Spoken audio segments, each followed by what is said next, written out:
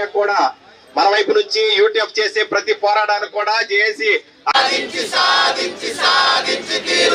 పోరాడే తీరుతాం, పోరాడే తీరుతాం, పోరాడే తీరుతాం, సాధించే తీరుతాం, సాధించే తీరుతాం. We want justice.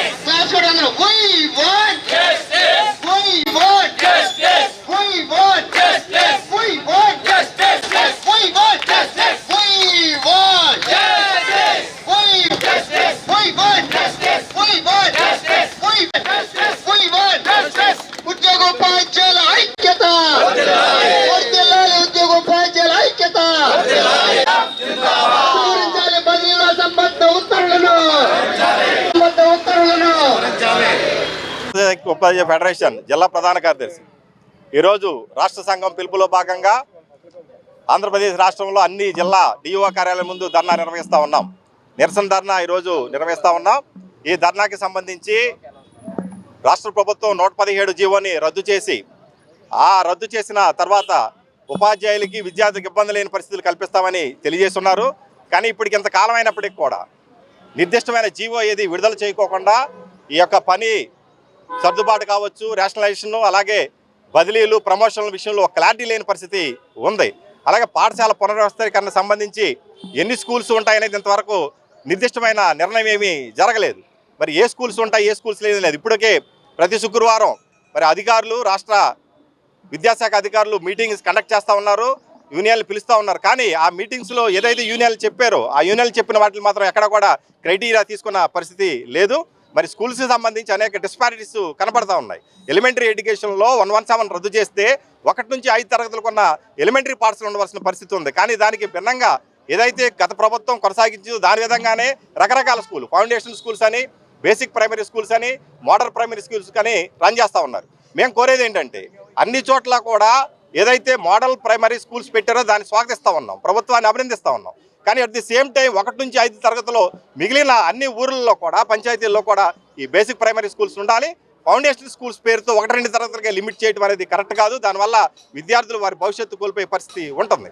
అలాగే స్టూడెంట్ పీపుల్ రేషియో చూసినట్లయితే ఒక్కొక్క దగ్గర ఒక విధంగా ఉంది. బేసిక్ ప్రైమరీ స్కూల్లో ఒక విధంగా ఉంది, అలాగే మోడల్ ప్రైమరీ స్కూల్లో ఒక విధంగా ఉంది, ఫౌండేషన్ స్కూల్లో ఒక విధంగా ఉంది.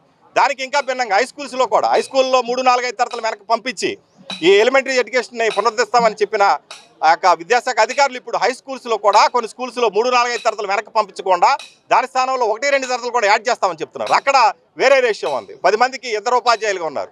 వేరే బేసిక్ ప్రైమరీ స్కూల్కి వచ్చేటప్పటికి మరి ఒక 20 వరకు ఒక ఉపాధ్యాయుడే ఉండే పరిస్థితి ఉంది. ఇప్పటికే సింగిల్ టీచర్ స్కూల్స్ చాలా ఇబ్బంది పడుతూ ఉన్నారు. ఒక టీచరు మొత్తం 5 తరగతులు, విద్యార్థులు ఎంతమంది ఉన్నప్పటికీ కూడా అన్ని సబ్జెక్టులు బోధించడం అనేది కష్టతరమైన సమస్యగా ఉంది. At the same time high స్కూల్స్లో చూసినట్లయితే 1:53గా రేషియో పెడతా ఉన్నారు. 1:53గా సెక్షన్లు పెడితే ఇవాళ పిల్లల యొక్క పరిస్థితి కానీ వారి ఎడ్యుకేషన్కి సంబంధించిన వారి వ్యక్తిగత విషయాలు కూడా దృష్టిలో పెట్టుకుని 1:45గా ఉండాలి. 45కి సెక్షన్, కొత్త సెక్షన్ ఇవ్వాలని కోరుతా ఉన్నాం. అలాగే ఇక మిగతా సంబంధించి బదిలీలకు సంబంధించి కానీ విషయాలు చూసినట్లయితే ఏదైతే ప్రిఫరెన్షియల్ కేటగిరీ ఉన్నారు దానికి కూడా ఒక నిబద్ధత కనపట్టలేదు. కొంతకాలం కొంతమందికి ఉందన్నారు, కొంతకాలం అలాగే కొన్ని వర్గాలకి లేదని చెప్తా ఉన్నారు. ఇప్పటికే పిహెచ్ క్యాండిడేట్లు కావచ్చు, అలాగే విజువల్లీ హ్యాండిక్యాప్డ్ కావచ్చు కోర్టుకు పోయి ఉన్నారు. వారు కూడా బదిలీలో ఉండే పరిస్థితి ఉంది. ఈ విధంగా అసంబద్ధమైన నిర్ణయాలు, ఖచ్చితమైన జీవో విడుదల చేయకోకుండా ఉపాధ్యాయుల సంఘ నాయకత్వం చెప్పే వాటికి ఎక్కడో ఆస్కారం లేకుండా జరుగుతూ ఉంది. దీన్ని వెంటనే విడనవలసిన పరిస్థితి ఉంది. దానికోసమే వాళ్ళన్నీ జిల్లా ఆధ్వర్యంలో ధర్నా నిర్వహిస్తూ ఉన్నాం. ఇప్పటికైనా కూడా రాష్ట్ర ప్రభుత్వం కావచ్చు, ఉన్నత విద్యాధికారులు కావచ్చు, వెంటనే నాయకత్వాన్ని పిలిచి, యూటీఎఫ్ నాయకత్వాన్ని పిలిచి ఇక్కడ ఉన్న అసంబద్ధాలు తొలగించి టీచర్లకి అలాగే పిల్లలకి, ముఖ్యంగా చిన్నపిల్లలకి విద్య అభ్యసించే పరిస్థితి అనుకూలంగా ఉండేటట్టుగా నిర్ణయాలు తీసుకోవాలి. లేని పక్షంలో రేపు 15వ తేదీన పెద్ద ఎత్తులో రాష్ట్ర స్థాయిలో రాష్ట్ర కమిషనర్ కార్యాలయం దగ్గర ధర్నా నిరసన నిర్వహించబోతా ఉన్నాం. అక్కడికి కూడా ఆగపోతే దీన్ని ముందుకు తీసుకెళ్లే పరిస్థితి చేస్తా ఉన్నాం. ప్రధానంగా డిమాండ్ ఏదైతే ఉందో జీవో విడుదల చేయాలి. జీవో కూడా విద్యార్థులకు, పిల్లలకు ఇబ్బంది లేని పరిస్థితి ఉండాలి. స్వేచ్ఛగా చదువుకునే పరిస్థితి ఉండాలి. అట్లా చేయకపోతే ప్రైవేట్ ఎడ్యుకేషన్ ప్రోత్సహించినట్లుగా అవుద్ది. అనేక మంది పిల్లలు ఈ ప్రభుత్వ బళ్ళు వదిలిపోయే పరిస్థితి ఉంది. ఉపాధ్యాయులుగా మేము మా ప్రభుత్వ పాఠశాలను నిలుపుకోవడానికి ఎన్రోల్మెంట్ డ్రైవ్లు చేస్తూ ఉన్నాం, పిల్లల దగ్గరికి వెళ్తా ఉన్నాం, పేరెంట్స్ని కోరుతా ఉన్నాం, స్కూల్ స్ట్రెంగ్తన్ చేసే ప్రయత్నం చేస్తున్నాం. అట్ ది సేమ్ టైం ప్రభుత్వం కూడా దానికి సహకారం చేసి ఏదైతే నిబద్ధతలుగా ఉన్న విషయాలు ఏదైతే డిస్పారిటీస్ వాటిని తొలగించాలని ఆంధ్రప్రదేశ్ ఐక్యోపాధ్యాయ ఫెడరేషన్ తరఫు నుంచి కోరుతా ఉన్నాం. Thank you. జేఏసీ చైర్మన్, ఉమ్మడి పశ్చిమ గోదావరి జిల్లా ఉద్యోగ ఉపాధ్యాయ కార్యాచరణ సమితి. ఈరోజు రాష్ట్ర వ్యాప్తంగా రాష్ట్ర యూటీఎఫ్ ఇచ్చిన పిలుపు మేరకు ఏలూరు జిల్లా యూటీఎఫ్ ఆధ్వర్యంలో డిఈఓ ఆఫీస్ దగ్గర నిర్వహిస్తున్న ఈ నిరసన కార్యక్రమానికి జేఏసీ తరఫున మద్దతు తెలియజేయడానికి రావడం జరిగింది. మరి అన్ని విషయాలు కూడా రుద్రాక్షి రవికుమార్ గారు తెలియజేశారు. విద్యారంగ వ్యవస్థలో ఉన్న లోపాలను సరిదిద్దడానికి మరి మానవ వనరుల శాఖ మంత్రి గౌరవనీయులు లోకేష్ బాబు గారు మరి ఆయన ముందుగా నేను తీసుకుంటాను ఆ యొక్క శాఖని ప్రక్షాళన చేస్తానని చెప్పిన తర్వాత ఏదైతే 117 జీవో ఉందో దాన్ని రద్దు చేసి మరి దానికి సంబంధించిన జీవోని మరి రిలీజ్ చేయకపోవడం, దానిలో ఉన్న డిస్పారిటీలు ఏదైతే అసంబద్ధంగా ఉన్న అవన్నీ కూడా తొలగించాలని మరి రేపు యాక్ట్ కూడా తీసుకొచ్చారు బదిలీలకు సంబంధించి. ఆ బదిలీలకు సంబంధించిన యాక్ట్లో కూడా సరైన విధి విధానాలు పొందుపరచకుండా దీన్ని మంత్రి గారికి ముఖ్యమంత్రి గారికి తెలియజేయకుండా అధికారులు ఆడుతున్న ఒక నాటకంగా ఉంది. ఎందుకంటే అధికారులే గతంలో ప్రవీణ్ ప్రకాష్ ఒక అధికారి భ్రష్టు పట్టించాడు. అక్కడున్న విద్యా వ్యవస్థను మన రాష్ట్రంలో ఉన్న విద్యా వ్యవస్థని అప్పుడున్న ముఖ్యమంత్రిని తప్పుదోవ పట్టించడం జరిగింది. ఇప్పుడు కూడా అలాంటి పరిస్థితిని అధికారులు చేస్తున్నారు.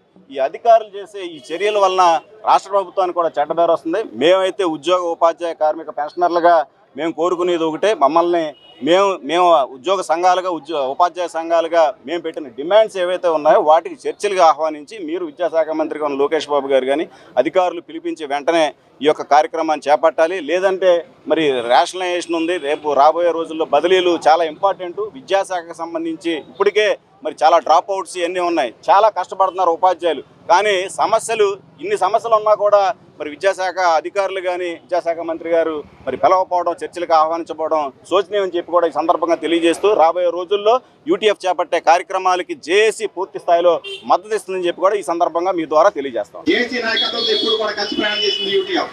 జేఏసీ నాయకత్వం యూటీఎఫ్ అండగా ఉంది. యూటీఎఫ్ ఎప్పుడు కూడా ఈ రోజు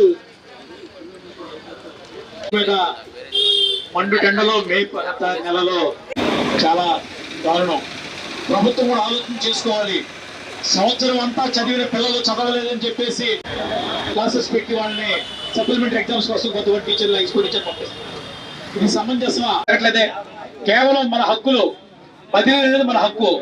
దాన్ని ఒక మీ ఏలూరు చందన బ్రదర్స్ షాపింగ్ మాల్లో ఏప్రిల్ 15వ తేదీ నుండి సూక్ష్మ లోపాల వస్త్రాల మేళా.